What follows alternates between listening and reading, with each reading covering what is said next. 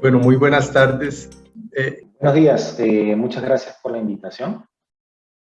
Muy contento, como siempre, de compartir algunas experiencias con la gente de Costa Rica.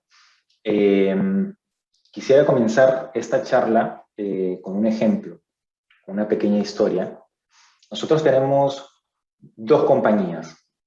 Una compañía que comercializa vehículos con un nivel de prima y un nivel de siniestros muy parecido a otra segunda empresa que también comercializa vehículos, que también tiene un nivel de primas y de siniestros más o menos de la misma cuantía. Es decir, tenemos dos empresas de seguros que comercializan vehículos con un mismo nivel de primas y de siniestros. Sin embargo, la primera empresa o la empresa A invierte sus activos en bonos y la segunda empresa invierte sus activos en acciones. ¿De acuerdo? Tenemos dos empresas, mismos portafolios de seguros, pero una comercializa, una invierte en bonos y otra invierte en acciones. Para una regulación de solvencia, digamos, europea que se inició en los años 70, lo que se le llamaba Solvencia 1, estas dos empresas son igualmente solventes. Tienen el mismo nivel de solvencia para esta regulación que data más o menos desde los años 70. Entonces yo les transfiero una pregunta para ustedes, los que están escuchando esta charla. ¿Les hace un poco de sentido que dos empresas que tienen un perfil de riesgo diferente tengan el mismo nivel de solvencia para una regulación, ¿no? Porque la fórmula de esta regulación dice que, pues, en función del nivel de primas o de siniestros, va a estar el grado de solvencia de estas compañías. Quédense unos segundos analizando esta casuística, que la vamos a ir abordando a lo largo de la charla, ¿no? Y de hecho, en algunos segundos o minutos vamos a tratar de responder, pero esto es parte, digamos, del inicio, ¿no? de un tema de implementación de Solvencia 2. El grupo INS gentilmente me pide que converse un poco sobre la implementación de Solvencia 2, pero ¿qué es Solvencia 2? ¿No? No sé si todos sabemos exactamente lo que es Solvencia 2. Si todos entendemos por Solvencia 2 como un modelo de riesgos, de repente es una revolución tecnológica, de repente es, no lo sé. Pero si hay un Solvencia 2, también hay un Solvencia 1, ¿verdad? ¿Y qué es ese Solvencia 1? Quizás estamos hablando mucho de Solvencia 2, pero ¿y qué es Solvencia 1? Y entonces hablamos de Solvencia 2, hablamos también de Solvencia 1, pero ¿qué es solvencia? ¿Verdad? Si queremos entender Solvencia 2, primero hay que entender Solvencia 1. Y si queremos entender Solvencia 1, pues primero hay que entender qué es solvencia. Y de repente entendiendo esa razón de ser de solvencia como nombre ahorita, pues se nos hace mucho más fácil el entendimiento de lo que viene, ¿no? Entonces, hablemos brevemente de esto, de solvencia, ¿no? Y una vez más les digo, hagamos un ejercicio. A mí me gusta hacer estas charlas con los audios un poco, los micrófonos abiertos, porque es más sencillo preguntar y esperar también las respuestas. Pero hagamos ese ejercicio de respondernos qué es solvencia. ¿Qué es un esquema de solvencia en realidad? Pues yo los ayudo de la siguiente forma. En la industria de seguros, el regulador, ¿no? La misión de un regulador / supervisor es proteger a un asegurado, ¿de acuerdo? Esa es su misión. Y en esa misión de proteger a un asegurado, el regulador tiene diferentes herramientas, tiene diferentes instrumentos. Y uno de esos instrumentos es un esquema de solvencia. Este esquema de solvencia busca medir, valga la redundancia, cuán solventes son las empresas de seguros. ¿Por qué? Porque lo que quiere asegurarse un regulador es que la empresa de seguros cumpla con las obligaciones, cumpla con los pagos hacia los asegurados. ¿De acuerdo? Entonces, ¿qué es solvencia?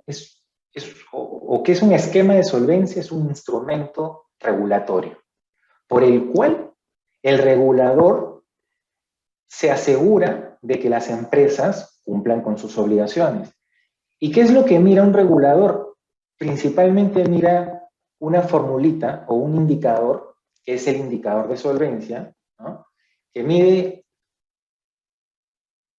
el capital disponible que tienen las compañías, ¿no? Si es suficiente para cubrir pérdidas inesperadas. Estas pérdidas inesperadas, llamadas en nuestro argot financiero riesgo, ¿de acuerdo? Entonces, si este capital o patrimonio es superior al riesgo, bueno, pues es solvente la compañía, ¿no? Entonces, tiene que ser mayor al 100%. Algunas regulaciones podrían ser un poco más conservadoras y dicen no, tiene que ser mayor al 110, 120%. Pero quedémonos con la idea que el capital tiene que ser suficiente, es decir, como mínimo 100%. Ok, entonces, ya sabemos lo que es un esquema de solvencia. Es un instrumento regulatorio, un instrumento que tienen los reguladores, ¿no? Para medir la capacidad de pago de las compañías aseguradoras. ¿Y qué es solvencia 1? Bueno, dentro de este enfoque de instrumento regulatorio, en los años 70 en Europa se crea una fórmula, ¿no? Con unos factores aplicados hacia primas, siniestros o reservas, en donde en función del nivel de estas primas, siniestros o reservas, ¿no? Y con estos factores, se calculaba el riesgo, ¿no? Entonces, ¿qué nos dice esta fórmula? Mientras más grande es la compañía, más requerimiento patrimonial o más capital o más riesgo. Más pequeña la compañía, menos requerimiento patrimonial, menos riesgo. En el ejemplo o en la historia que yo les puse al principio, ¿no? Solvencia 1 o para Solvencia 1, las dos empresas eran igualmente solventes. ¿Por qué? Porque estaban en función de primas o siniestros. Sin embargo, es más riesgosa la empresa que invierte en acciones que la empresa que invierte en bonos. Entonces, en los últimos años, las industrias, los reguladores, también se han dado cuenta de que esta fórmula de solvencia 1, si bien es cierto en un primer momento pudo ser adecuada, digámoslo así, pues hoy en día nos damos cuenta que no sirve esa fórmula, ¿no? Entonces, es por eso que se empieza a migrar, ¿no? A un nuevo esquema de solvencia. Por eso se le llama solvencia 2. Solvencia 1 es un esquema que nace en Europa, ¿no? Y bueno, casi todos los países siguen este esquema de solvencia 1, pero ya muchas economías están migrando a un segundo esquema de solvencia. En Europa se le llama solvencia 2, pero en otros países, pues tiene diferente nombre, ¿no? La charla aquí se llama Solvencia 2, pero justo con la diapositiva que viene, les quiero contar algo. Pues este esquema de solvencia o este instrumento regulatorio, ¿no? Que antes era una simple formulita, pues ahora va a migrar a un esquema regulatorio mucho más complejo, que involucra 3 pilares. Un primer pilar donde el regulador te sigue dando una fórmula, ¿de acuerdo? Pero una fórmula mucho más compleja que una simple multiplicación, ¿sí? Y además te dice que no solo consideres el riesgo de seguro, sino una serie de riesgos. Luego tenemos un pilar 2, donde el regulador también te dice, oye, no le hagas caso del todo a mi fórmula y quiero que te autoevalúes. Y quiero que me digas si la fórmula que yo te doy, pues es adecuada para la naturaleza de los riesgos que tú asumes. Entonces, quiero que te autoevalúes y, por supuesto, quiero que me digas, ¿no?, cómo ha sido esta autoevaluación. ¿De acuerdo? Y luego tenemos un tercer pilar, donde el regulador te dice, quiero que me des información muy detallada y además quiero que le des información al mercado. Por supuesto, no información sensible, hay que cuidar qué tipo de información se da al mercado, pero quiero que le des la información suficiente como para que los agentes económicos también puedan tomar ciertas decisiones, que los ayudes a tomar ciertas decisiones y que sea el mercado quien también ejerza cierta disciplina, ¿de acuerdo? Entonces, sea cual sea el nombre del esquema de solvencia, puede ser solvencia o solamente es Europa. Suiza tiene el Swiss Solvency Test, México, Perú, Chile tienen el capital basado en riesgos, ¿no? El nombre no interesa. La fórmula que está aquí en el primer pilar, digamos, no interesa. Lo que interesa es tener un esquema basado en riesgos. Que el requerimiento de capital no esté basado en el tamaño de la compañía, sino en los riesgos que asume la compañía. ¿De acuerdo? Y con una serie de criterios adicionales cualitativos, ¿no?, como es el pilar 2 y 3, que también ahora se suman a este nuevo esquema de solvencia. Es decir, el solvencia 1, que era una simple formulita, cuando pase al solvencia 2, abarca muchos más aspectos que una simple fórmula. ¿De acuerdo? Entonces, así vamos pasando o vamos entendiendo lo que es un esquema de solvencia en una segunda versión, por así decirlo, con diferentes nombres, pero todos basados en los mismos principios. Ahora, vamos a hablar un poco del contexto internacional. Uno de los primeros países, me parece que el primer país en implementar un esquema de solvencia basado en riesgos es Suiza. Este país chiquitito que ustedes ven aquí, ¿sí?, con su Swiss Solvency Test, es posiblemente el creador de estos, en las regulaciones de estos esquemas. Luego tenemos en toda Europa el Solvencia 2, ¿no? Canadá, Estados Unidos también tienen sus esquemas de riesgos o basado en riesgos, aunque el de Estados Unidos difiere, digamos, en algunos aspectos, sobre todo en valoración de los esquemas de los otros países. México fue también uno de los primeros países en implementar su esquema basado en riesgos, y luego en la región sur y central ya vemos también algunos países que están empezando a implementar o a desarrollar al menos los modelos basados en riesgos. Chile ya tiene preparado un modelo hace muchos años y está esperando un cambio de ley para que pueda entrar en vigor, pero ya tiene un modelo desarrollado, ya entró en ejercicios de impacto con la industria, entonces es el país probablemente más avanzado de la región sur.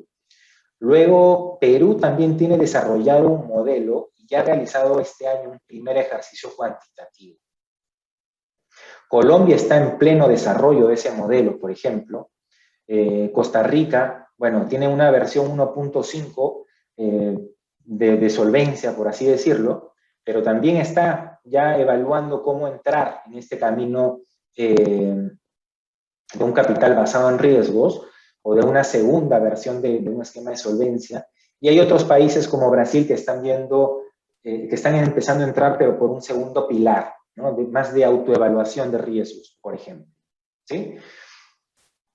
Ahora, me voy a centrar un poquito en el primer pilar para hacer esa diferencia de una fórmula sencilla de un solvencia 1, cómo vamos entrando a una segunda versión de un esquema de solvencia.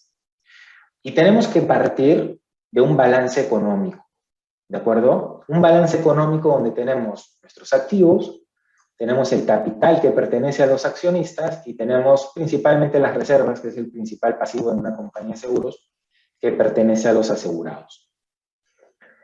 Esta diferencia entre activos y pasivos vendría a ser el capital. Pero el capital disponible para asumir pérdidas inesperadas de la compañía, siempre y cuando estos activos estén valorizados económicamente y estas reservas también. ¿Y qué significa que sean valorizadas económicamente? Que los activos van a estar valorizados a precios de mercado o consistentes con el mercado, ¿no? Es decir, podemos ir a un Bloomberg, podemos ir a una plataforma de precios y podemos tomar el precio de nuestro bono. Pero de repente no tenemos el precio directamente y tenemos otras variables económicas, ¿no?, que nos ayudan a valorizar nuestros activos. Entonces, sea una u otra forma, tenemos que valorizar económicamente o de la forma más realista nuestros activos. Por el lado de nuestros pasivos o nuestras reservas es difícil o diferente, porque no podemos ir a un Bloomberg a ver cuál es el precio de mi cartera de IBNR o mis reservas de primas, ¿no? No podemos hacerlo. Entonces, ¿qué hacemos? Modelamos, estimamos la mejor estimación de nuestras reservas. ¿Ok? ¿Y qué significa la mejor estimación? La mejor estimación significa lo más realista posible, sin ningún margen de conservadurismo, como a veces se hacen en algunos regímenes contables locales, ¿no? Que te dicen, ok, a lo que tú obtengas de hipótesis, súmale un 30% más o un 20% más, ¿no? Cuando hablamos de best estimate o de modelos realistas, no debe llevar ningún componente de conservadurismo, ¿de acuerdo? Entonces, tenemos nuestros activos y nuestros pasivos valorizados económicamente. La diferencia es el capital disponible. Esto nos debe servir para asumir esas pérdidas inesperadas o riesgo que vamos a medir. ¿Y cuál será ese riesgo? Pues fíjense, tenemos acá el balance económico a un año, en un momento, y tenemos un balance económico luego de un año. Entonces, luego de un año, ¿qué puede pasar? Que nuestro capital crezca, ¿verdad? Sería genial. ¿Qué más puede pasar? Que se mantenga igual. Pero también, ¿qué puede pasar? Que el capital que teníamos se consuma luego de un año. Este escenario, por supuesto que nadie lo quiere, ¿verdad? Vamos a verlo de otra forma. Esta de acá es una línea de tiempo, ¿de acuerdo? Y esta dimensión de acá es el capital. Ahora, hoy estamos ahí y luego de un año, ¿qué puede pasar luego de un año? Pues hay una serie de escenarios a los que puede alcanzar el capital que tenemos hoy, ¿no? El capital que tenemos hoy podría crecer, como dijimos hace un momento, pero también podría consumirse hasta este nivel, por ejemplo. ¿Y esto por qué? Esto puede pasar porque tenemos más siniestros, por variaciones de la tasa de interés, ¿no? Imaginemos que tenemos productos de largo plazo y pues los movimientos en la tasa de interés afectan nuestros bonos, afectan nuestros pasivos. Puede haber una catástrofe también, ¿no? Un terremoto, una pandemia, efectos de inflación, en fin, una serie de factores que pueden hacer que que nuestro capital hoy que está aquí se ubique en otros niveles luego de un año, ¿no? Y estos factores los vamos clasificando en diferentes cajitas, ¿no? Riesgo de seguros, riesgo de mercado, riesgo operacional, riesgo de contraparte, en fin. ¿Ok? Si nuestro capital crece, ¿no es cierto? Si está por encima del nivel de hace un año, pues genial, todo el mundo está contento. Pero si está por debajo, por supuesto que todos estamos tristes. Lo que no puede pasar es que esté por debajo de cero porque ahí quebraría la compañía. ¿De acuerdo? Entonces, ¿qué es lo que se busca hacer con el pilar 1? Con el pilar 1 lo que se busca hacer es generar unos escenarios, ¿no? Estresar ciertos eventos para generar una distribución de probabilidad. ¿Ok? Probabilidades de ocurrencia de cada uno de estos escenarios, ¿no? De que mi capital esté por acá, de que mi capital esté por acá, o de que mi capital esté por acá. Vamos a invertir esa distribución de probabilidad, ¿sí? Y ahora quiero calcular mi riesgo. Entonces, mi riesgo va a estar calculado como la diferencia de una medida de riesgo que nosotros escojamos, como por ejemplo el valor en riesgos, y la distancia con respecto de un promedio de esta distribución. Podemos no elegir el VaR de repente, podemos elegir otra medida de riesgo. Por ejemplo, el T-VaR o la cola del valor en riesgos, ¿no? Y esto, por más que de repente en los libros van a haber fórmulas con integrales y todo, no es otra cosa que el promedio simple de todas las pérdidas por encima de un umbral, ¿no? Que es el umbral de acá. Eso se desarrollará, pues, ya cuando uno empieza a ver un poco de teoría y todo eso. Pero lo que se busca con este pilar 1 es encontrar este riesgo, que es esta distancia entre un promedio y una medida de riesgo definida por el regulador o por la empresa, dependiendo si es un modelo interno o si es un modelo regulatorio. Entonces, el regulador va a buscar esta distancia. ¿Cómo llega? Pues con unas fórmulas que les van a dar, ¿de acuerdo? Pero lo que busca es llegar acá, medir esta distancia de diferentes riesgos y luego agregarlas, ¿de acuerdo? Entonces, con esto solamente busco definir un poquito qué es lo que busca el regulador en el pilar 1, ¿de acuerdo? Ahora, volvamos al inicio, pasar de solvencia 1 a un solvencia 2 o segunda versión de esquema de solvencia, etc. ¿Cómo una industria logra pasar de una primera versión a una segunda versión? Una segunda versión, como ya les dije, mucho más complicada. El regulador tiene dos opciones normalmente, o adopta con o adapta, ¿no? Con A. Adoptar es sencillo, ¿no? Porque toma el estándar o la norma y dice, bueno, señores, a partir de tal fecha ustedes implementan esto, ¿de acuerdo? Y aplican los mismos factores que se usan en Europa, la misma fórmula, todo igual. Eso es adoptar. Para el regulador es fácil hacerlo. Pero los reguladores, sobre todo en nuestra región, normalmente no es que adopten. Lo que hacen es adaptan. ¿Y qué significa adaptar? ¿No? Es tomar como referencia ese estándar internacional, ver qué funciona en nuestros mercados, ¿no? Y ajustar lo que no funciona. Eso es adaptar. ¿Cómo lo hacen? No, pueden tener diferentes caminos. Me voy a pintar un camino, ¿no? Que es más o menos el camino que pueden seguir en la región. Se toma el estándar o la norma de referencia, ¿no? Y luego hay que ir en busca de un primer borrador de este estándar, ¿no? De un primer borrador adecuado a mi país, ¿no? Para eso, ¿qué hay que hacer? ¿Qué hace un regulador? Pues tiene que estudiar el estándar, ¿no? Definitivamente. Tiene que identificar los vacíos, los gaps, las diferencias entre el primer estándar o el estándar que está vigente con el nuevo estándar, ¿no? Conocer de los productos, conocer de la problemática por supuesto que lo hace, ¿no? Del mercado, conocer de las nuevas técnicas de este nuevo estándar y luego escribir este primer borrador, ¿no? A partir de acá se empiezan a hacer diferentes ejercicios de impacto con la industria.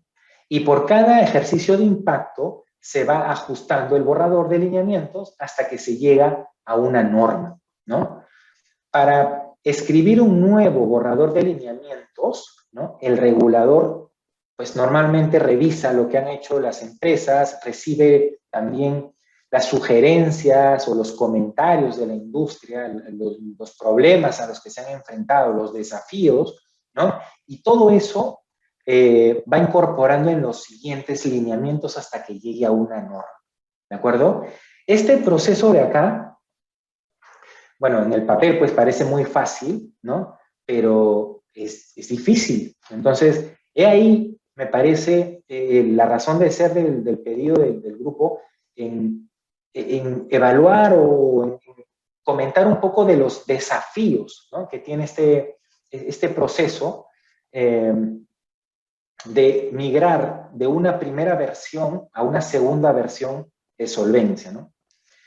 Cuando yo leí el título de la charla, yo me decía, ok, los desafíos, pero ¿los desafíos para quién? para la empresa, para el regulador, para el gerente de riesgos, para el cliente, para el asegurado, ¿para quién? ¿No? Entonces, pues, ¿cómo enfocábamos esta charla? Entonces, a partir de acá, voy a ir comentándoles algunos aspectos que yo considero que son desafíos para esta migración y les voy comentando quiénes se afectan, digamos, con estos aspectos, ¿no? ¿Para quién es el desafío, ¿no? Y voy a tratar a partir de aquí, de los siguientes 20 minutos o algo menos, de emocionarlos, pero también de preocuparlos, ¿no? En el buen sentido de la palabra, porque sí, cruzar ese camino, ¿no? De una norma hacia la otra, pues es muy emocionante, es muy chulo, implica conocer un mundo que es muy interesante, pero hay que tomarlo con mucha seriedad, porque no es difícil pasar hacia ese nuevo mundo de capital basado en riesgos. Y lo primero que yo quiero mencionar como un desafío, y antes de comenzar con esta diapositiva, les comento algo. Cuando termine, ustedes recuerdan cuando termina una película y vienen los créditos, después de los créditos, a veces viene algo que es bastante interesante, ¿no? Entonces, los que se fueron cuando estaban dando los créditos, muchas veces se pierden esa parte interesante final. Entonces, les hago recordar esto porque aquellos que se vayan cuando pareciera que ya terminó la charla, se van a perder algo muy, muy interesante.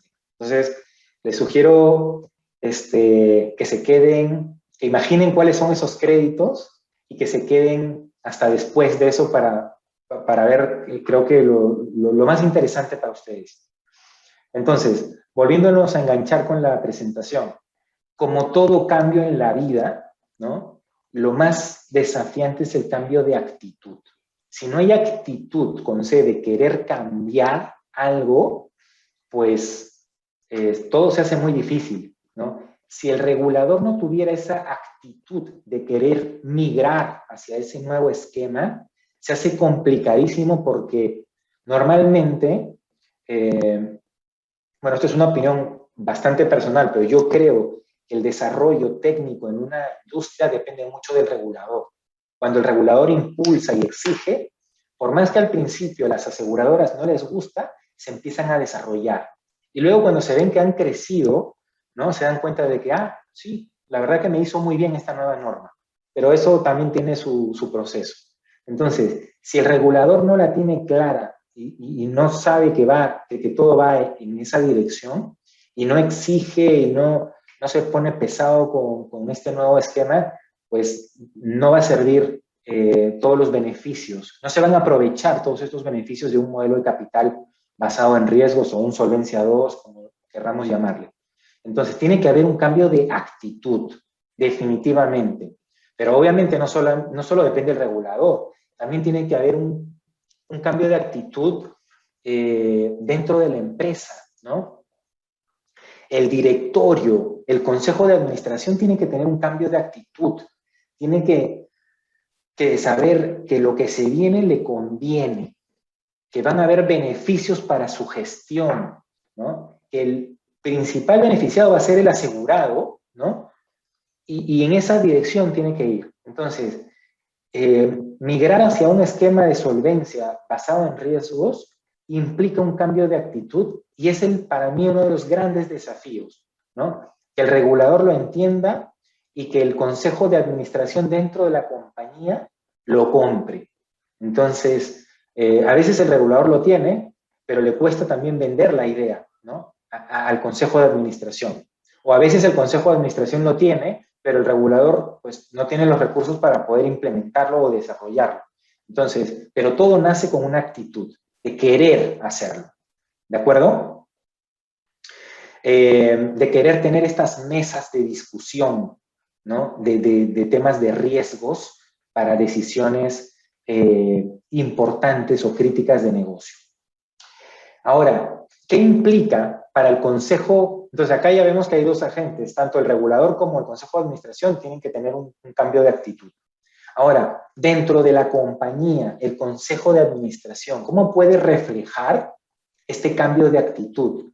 Pues diseñando un gobierno corporativo que justamente proyecte una idea de que me estoy gestionando basado en riesgos y de que quiero esa gestión dentro de mi compañía. ¿Y cómo? Implementando sanamente un modelo de 3 líneas de defensa. Una primera línea de defensa donde están mis áreas operativas, las que admiten el riesgo, las que se enfrentan al riesgo en primera línea, ¿no? Como los delanteros en un equipo de fútbol. Y teniendo bien separada a una segunda línea de defensa, liderada, por supuesto, por el área de riesgos. Por eso lo pongo en rojo, en negrita, porque la función de riesgos es quien lidera la gestión, la política de riesgos de la compañía. Pongo en un rojo, no en negrita, la función actuarial, porque es una función clave de control que ayuda mucho a riesgos en la parte cuantitativa. No en todas las compañías la función de riesgos tiene elementos o recursos cuantitativos y se apoya a veces en la función actuarial por el perfil, ¿no? Para hacer ciertos cálculos o para la evaluación de reservas o para la evaluación de ciertas hipótesis, ¿no?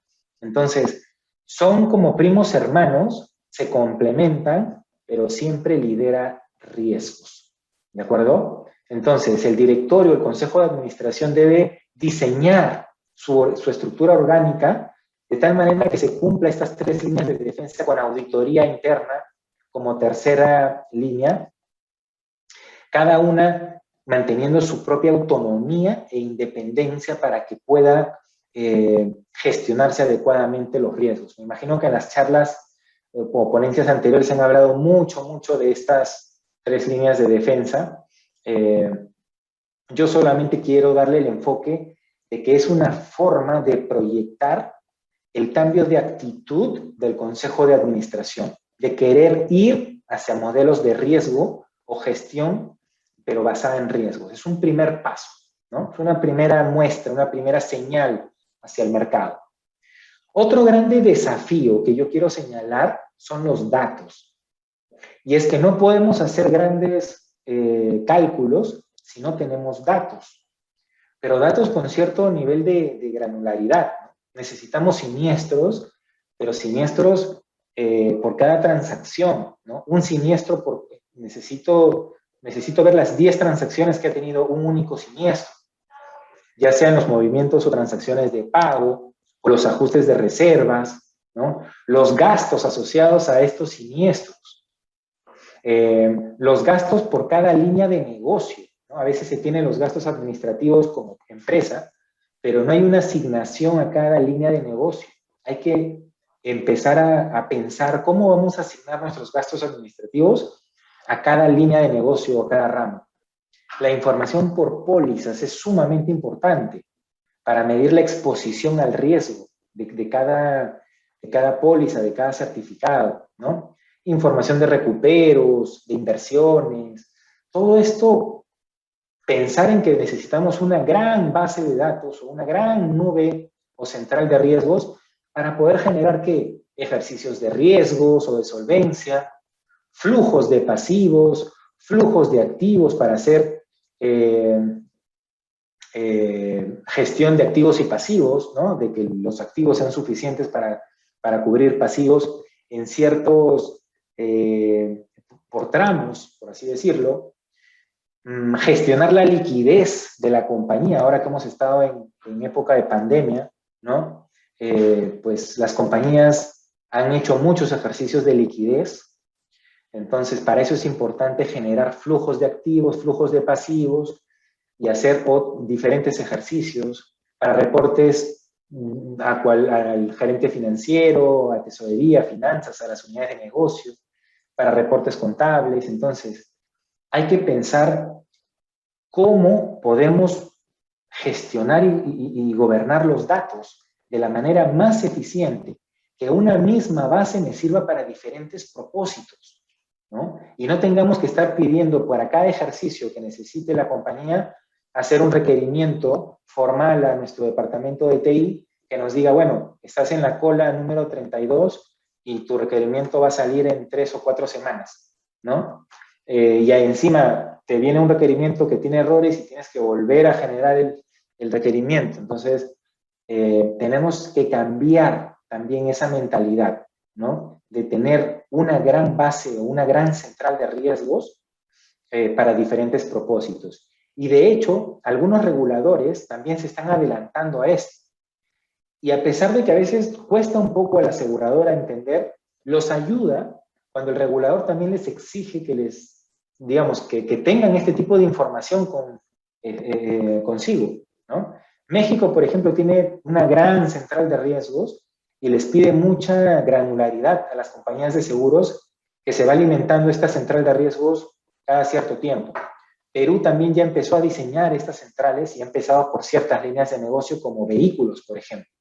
Entonces, hay que pensar que la generación de datos es un gran desafío porque sin datos no se puede hacer nada.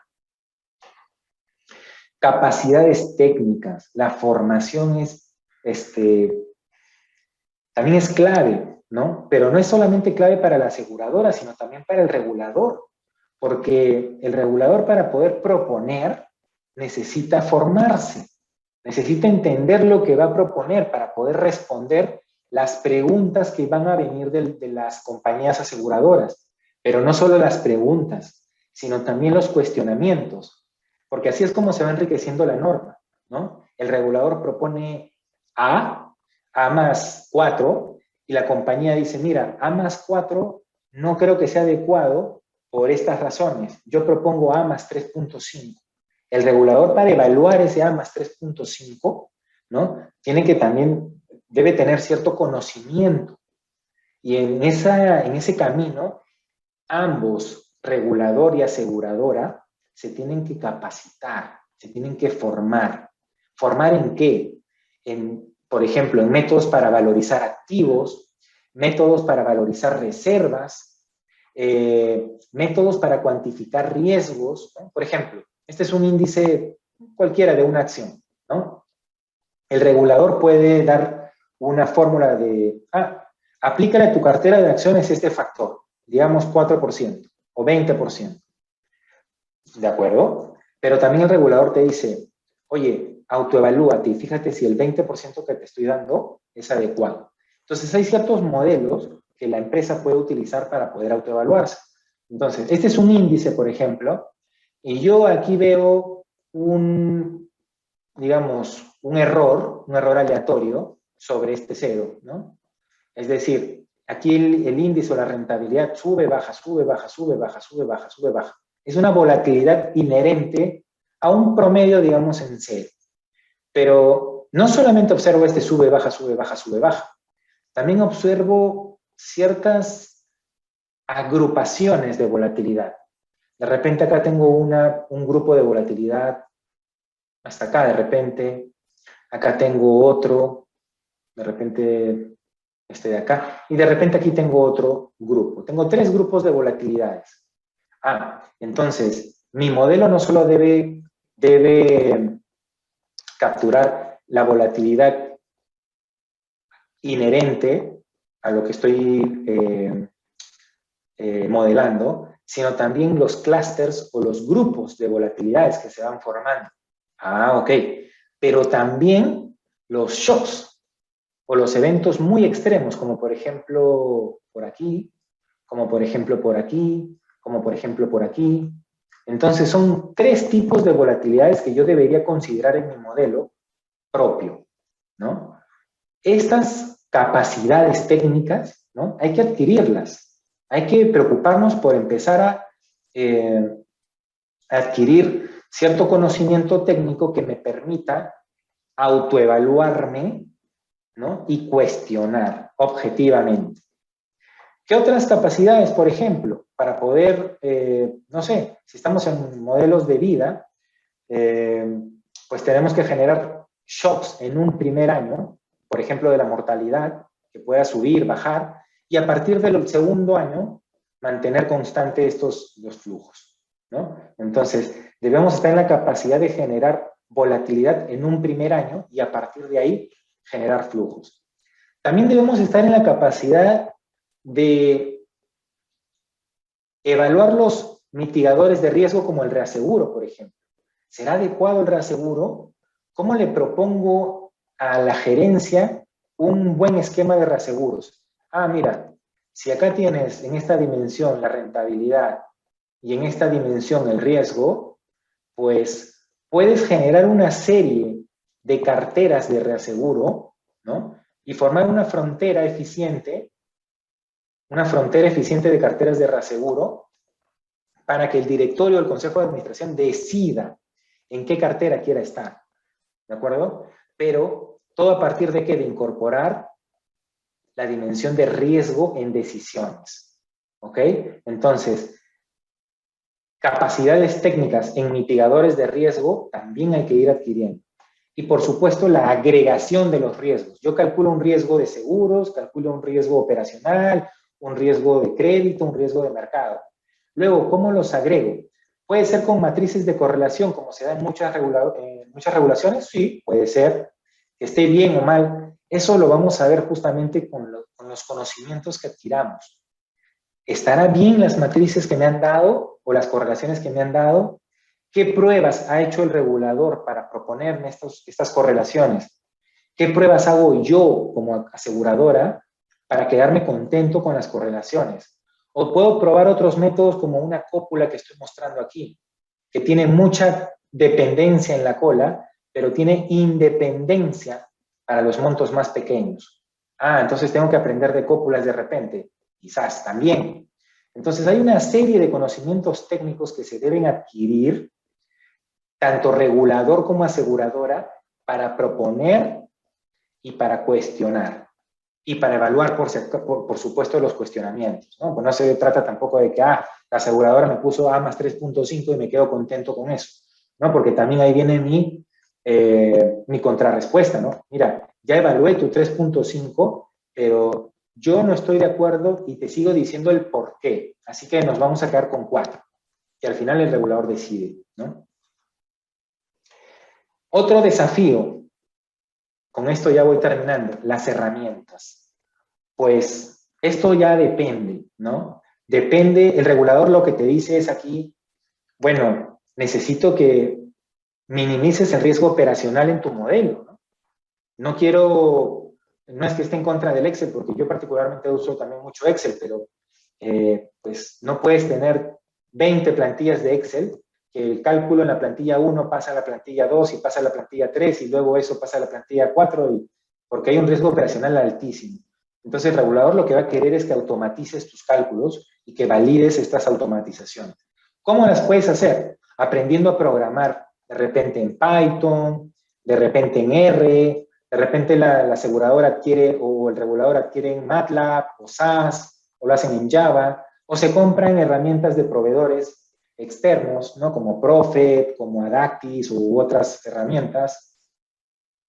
No importa cuál, lo que importa es que hay que pensar ahora que sí necesitamos preocuparnos mucho en la programación, en la herramienta tecnológica. Antes los cuantitativos se preocupaban solo de la matemática, ¿no? Ahora no, la matemática sí, por supuesto que te va a servir, pero además ahora tienes que programar. Esto es también un gran desafío. Parte del conocimiento que tienes que adquirir es en la programación. Ya es el lenguaje que quieras. Normalmente uno aprende un lenguaje de programación y pasar de uno a otro es facilísimo. Es muy, pero muy fácil. Entonces, pero no importa cuál. Lo que importa es preocuparnos para ir en esa dirección. ¿De acuerdo? Entonces, esa actitud, son los datos, son las capacidades técnicas y son las herramientas, ¿de acuerdo? Son grandes desafíos que hay que atravesar tanto regulador como aseguradora, ¿sí? Para poder pasar de esa línea de tiempo de una norma estándar, que está por ahí como referente, hacia una norma local,